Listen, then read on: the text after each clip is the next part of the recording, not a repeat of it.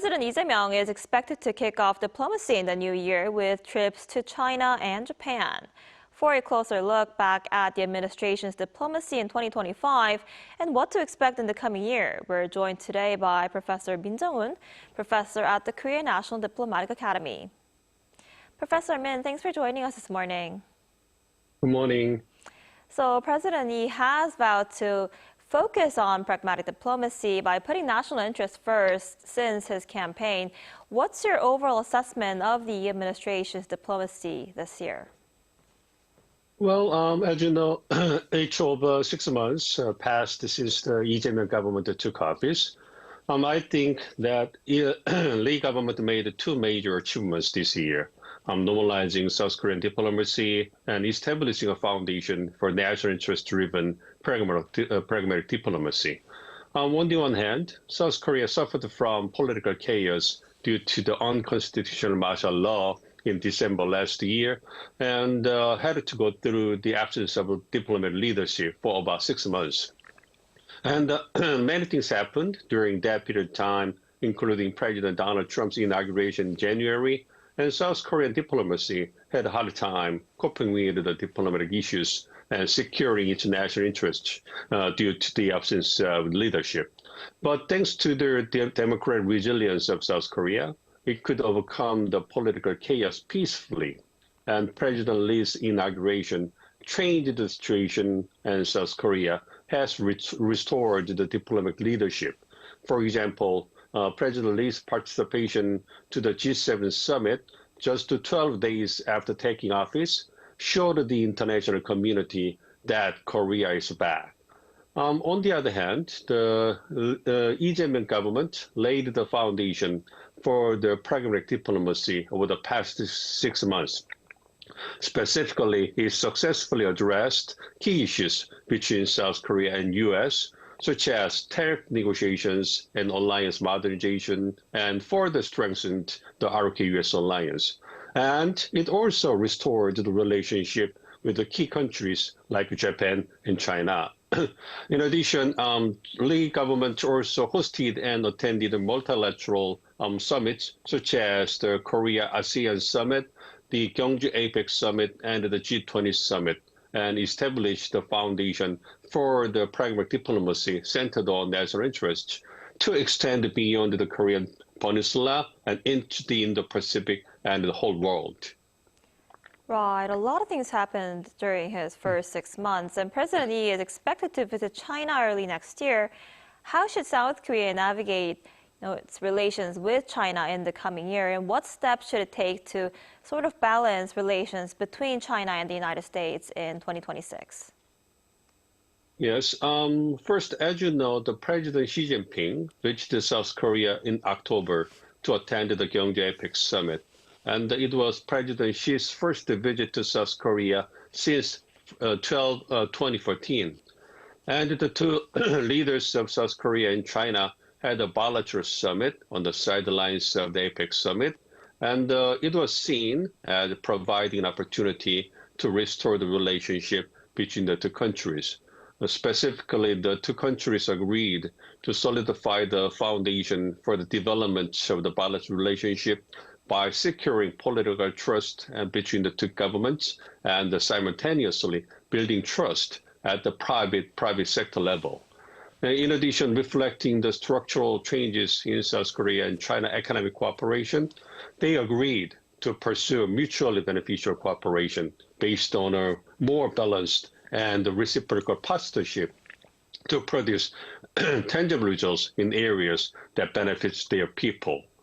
And China also expressed its willingness to cooperate for peaceful coexistence and shared prosperity on the Korean Peninsula. And it also reaffirmed its commitment to fostering a positive atmosphere for dialogue between North Korea and U.S.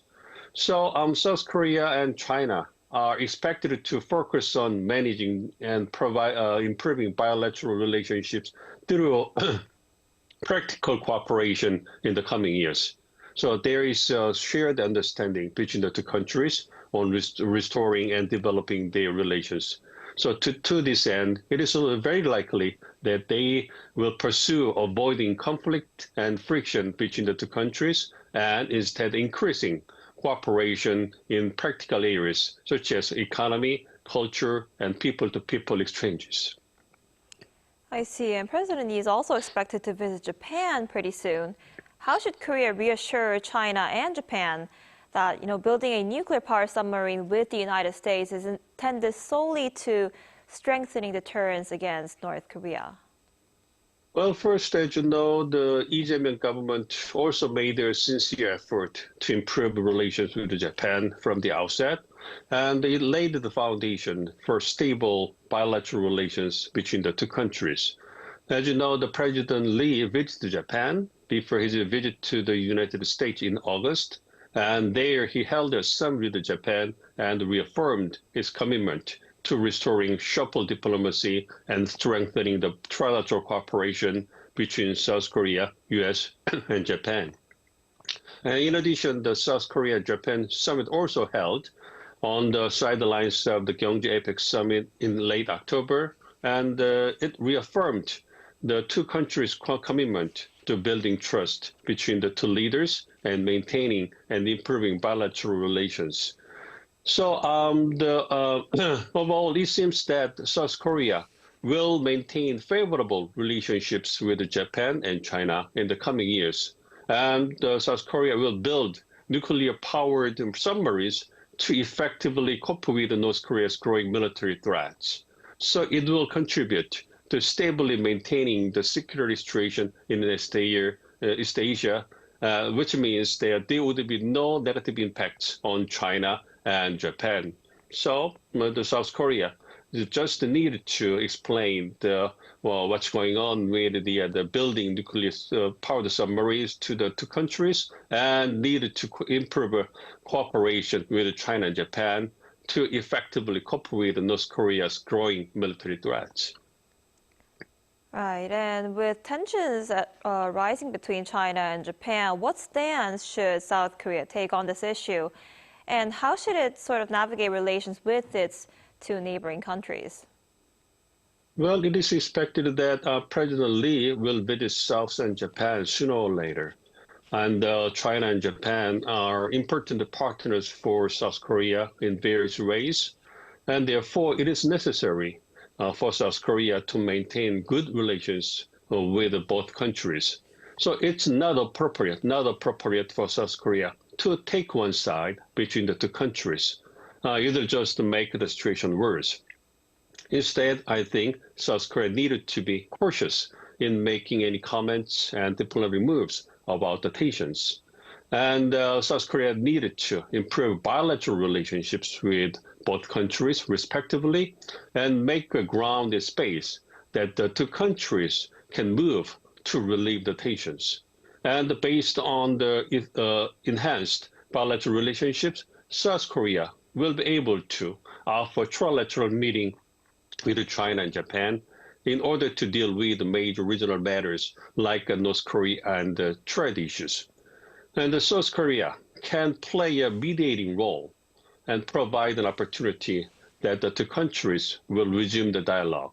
And by talking about less or non-sensitive issues like North Korea and trade issues, they will be able to find a diplomatic space where they can resume their bilateral talks.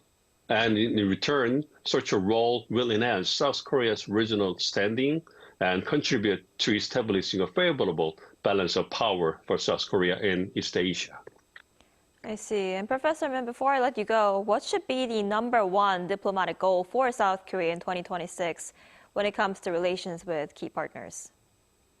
Lee Jae Myung government, I think, laid the solid foundation for pragmatic diplomacy in its first year in office.